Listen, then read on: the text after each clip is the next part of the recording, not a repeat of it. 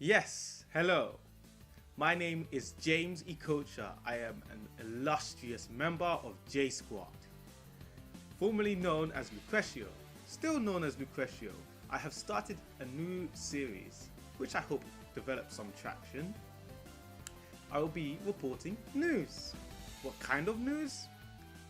Actually, any sort of news, whether it's gaming related or even things in modern society. If you knew about it, what good news was it? So, with this in mind, we shall start looking at the menu for today's news broadcast. Thank you very much. I asked some gamers what they thought about Dragon Ball Fighters, and then followed this up with an interview with Kizzo. Also coming up, a debate between two parties on the spectator viability of Slap City versus Dragon Ball Fighters. Well, before we get started, I would just like to remind you and highlight the fact that each video will come accompanied with its own music challenge where you guess the song name and where the song is from. Look out for this symbol and you should be trying to figure out where the song is from. Our illustrious J Squad member Justice himself was the one who first came to me with the song name of our news intro. So he gained a monetary prize and it was Fairgrounds. J Squad do not have an advantage. So let's get straight into it, shall we? I commuted to the Ramphal building, located on the campus of the University of Warwick, in order to engage with a particular set of students. The university is very large with many establishments. However, I knew that within this building a peculiar event was to take place. It is currently exam season at Warwick, so lecture rooms are generally empty as students revise.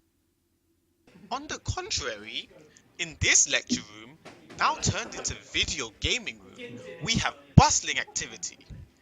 I have approached these students with the intent of garnering their opinion on the spectator viability of Dragon Ball Fighters. Okay. It seems quite interesting to me. I'm into Smash Bros, so I don't know.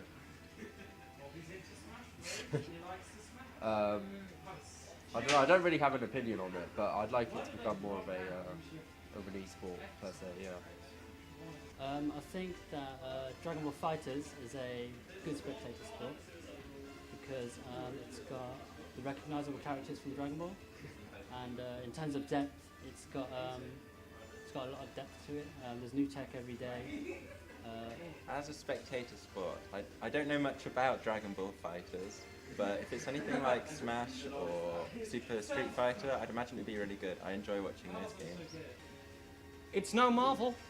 We're kind of gonna hear, we're gonna be seeing it for the first time really on kind of the Evo stage, I guess, in a few months. So it'll be interesting to see if it can take over the casual audience, the casual flashy audience that Marvel used to attract. I think BlazBlue has done a lot better than a lot of people expected as well. There's be a lot of more people talking about cross tag battle, so it's got a little bit more competition than it had 3 or 4 months ago, because it looked like it was going to dominate for the rest of the year back then, but fingers crossed. Interesting thoughts from the Nintendo Society. Before we continue, I would like to highlight this filler segment of fake news.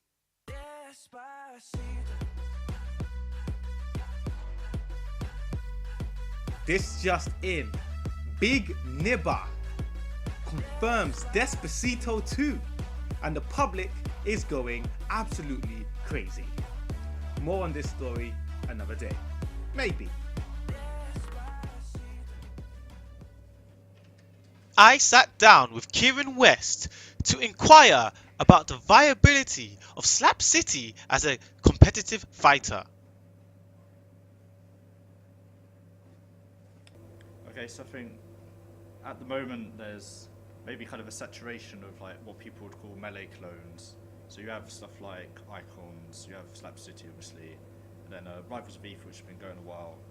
And I think kind of with that space, there's like some competition. I think Slap City does have stuff that makes it stand out. Obviously, it's kind of it's more quirky, whereas potentially the other games try and take themselves a bit more seriously.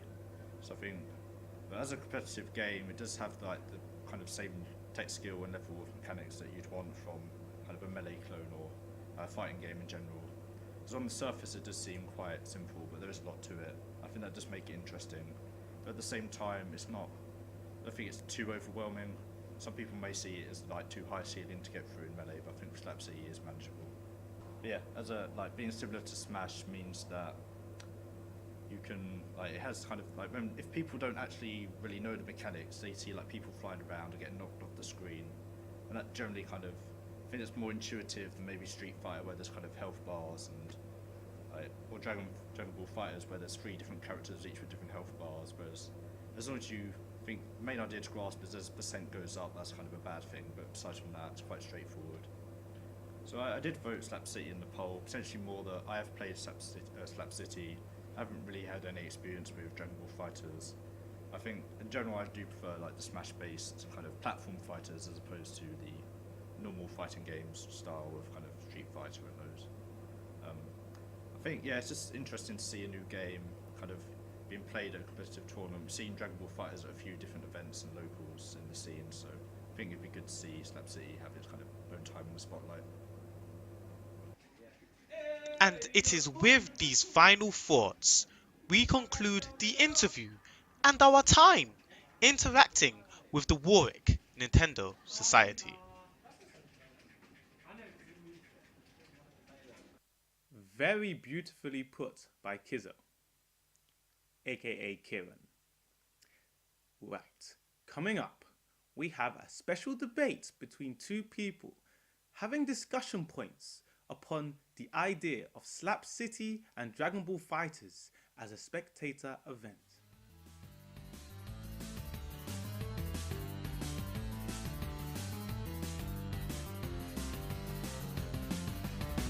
Okay, this is Lucretio on the mic. We're going to start the live debate between Kasu and H&I regarding the spectatorship between Slap City and Dragon Ball FighterZ.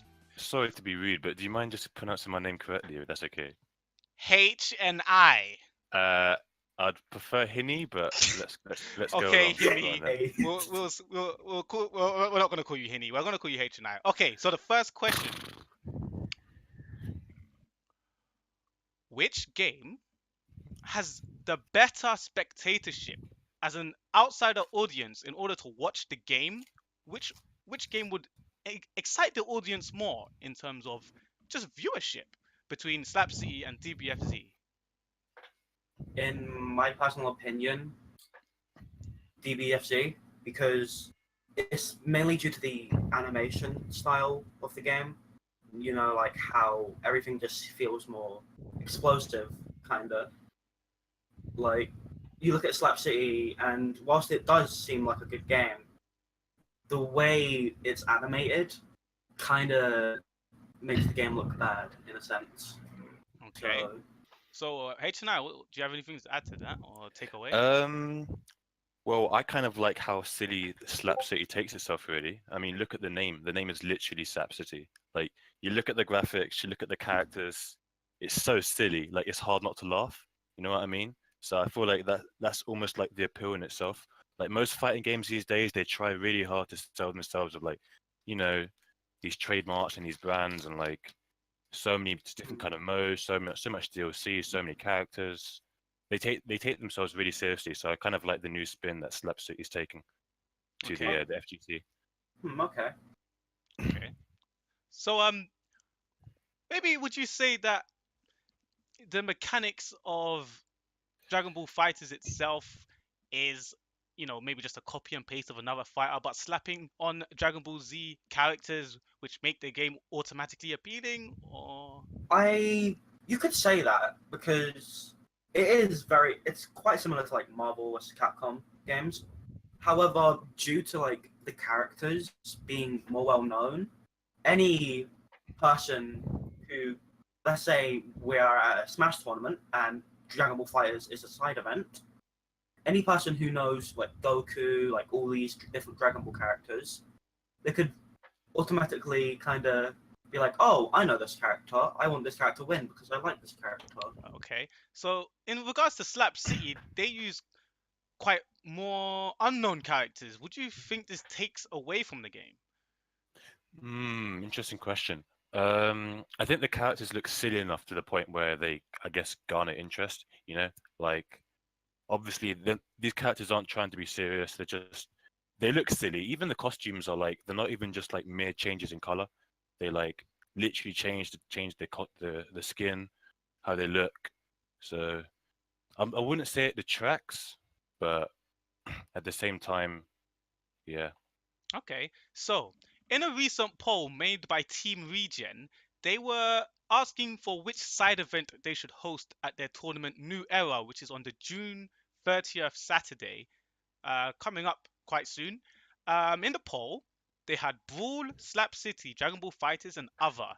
And there was an extremely tight race between Dragon Ball Fighters and Slap City, but Slap City just happened to win by a few percent towards the end. So would you say that Slap City would be, a good game to have as a side event at a Smash tournament, Smash 4 tournament?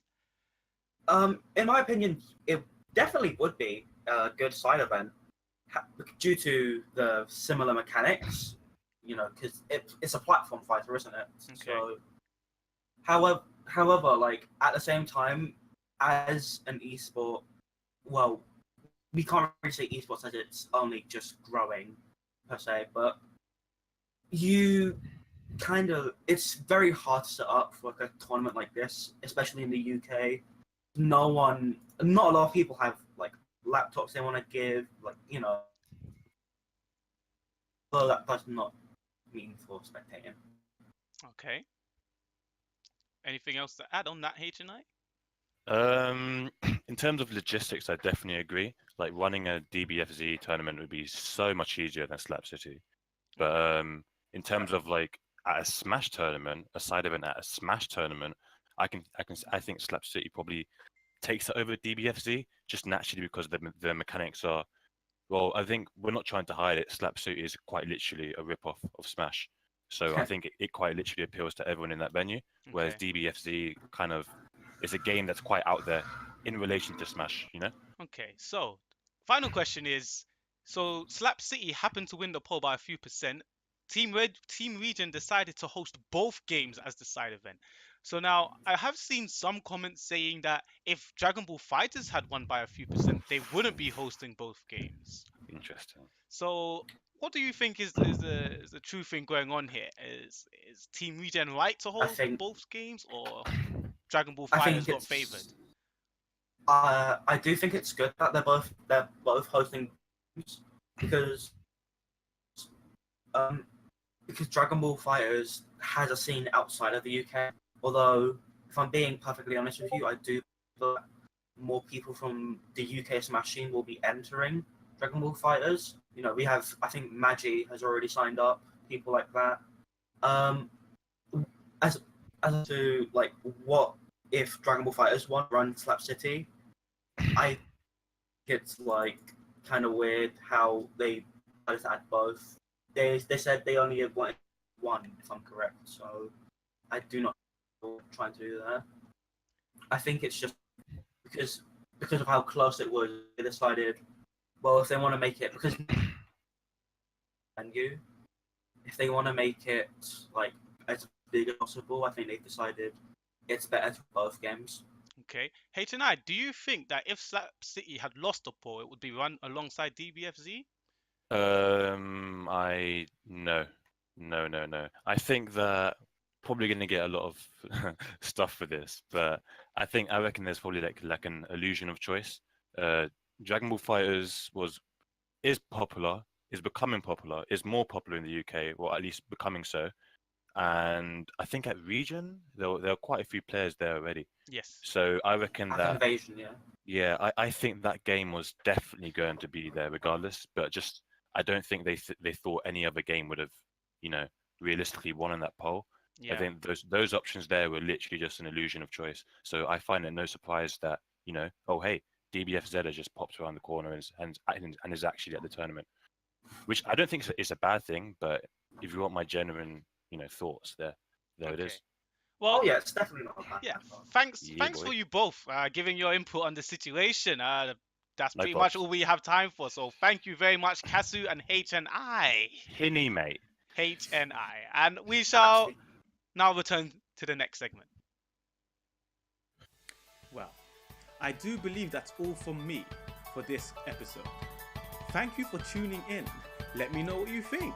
I'd love to have some feedback from the public, of course, who I am doing this for. Remember, we are repping J Squad all day.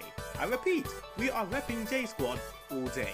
We'll catch you next week for our next episode of J Squad News.